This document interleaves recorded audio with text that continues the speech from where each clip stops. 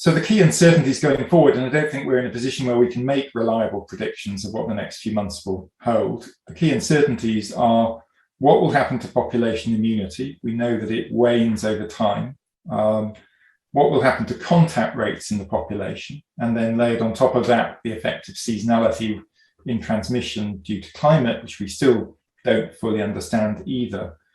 It's likely there's going to be upward pressure on the virus, but whether we see I personally think it's unlikely we'll see a very large wave comparable to what we saw in the kind of second wave last year, but we could still see quite a substantial wave of transmission. And I suppose we'll come on to this, but the real challenge will be the extent to which that stresses the NHS, where capacity is limited.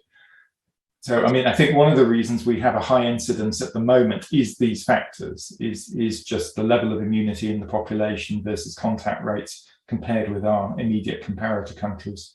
Mm-hmm. We are in a very different position now. We have high levels of immunity, even if it's not quite as high as some of our European partners and neighbours.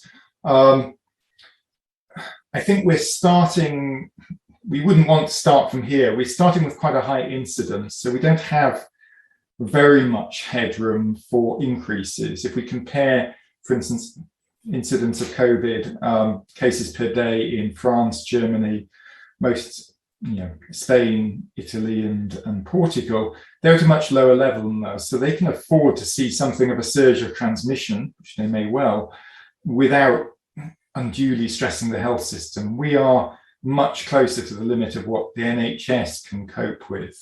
And I mean, we'll come on to Plan B. I think that is what is exercising, Whitehall and policymakers is that limited headroom. It is possible, and the modelling suggests we could, and just highlights the level of unpredictability, we could see a continued flat incidence, even slow decline if we get boosters out quickly. So it's not guaranteed we will see a large winter surge by any means, but we can't afford to, at the current time, to have too much of a winter surge before really the NHS is very heavily stressed. Just building on that, I mean, the UK actually was quite generous in giving financial donations at the start of COVAX, and I think it's the third largest national donor to COVAX. I would tend to agree with Martin that giving unused stocks of vaccines late in the day is not necessarily the optimal, particularly if they only have relatively limited shelf life, not necessarily the optimal donation. I'm not aware that there is, I haven't seen a table of donations of unused doses. I think the biggest problem COVAX has suffered this year is that it was very dependent on manufacturing capacity in India, which basically, stopped. Indians, understandably, given their wave of Delta infection, prioritized vaccinating their own population, but that had an enormous impact on the number of doses available through COVAX. I think lots of countries could have done more. I wouldn't particularly single out the UK as we've probably been better than most high-income countries, but clearly there is enormous inequity globally in access to vaccines. The last thing I would say, the continent which has the lowest coverage is sub-Saharan Africa, clearly.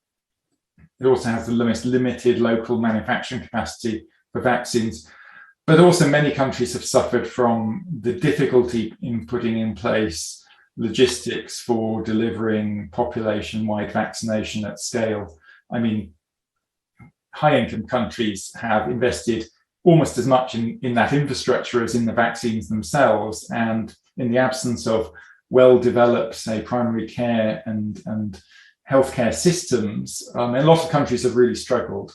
They've been able to vaccinate urban populations, but getting out into rural areas has been much harder. There are exceptions, but that has been part of the challenge.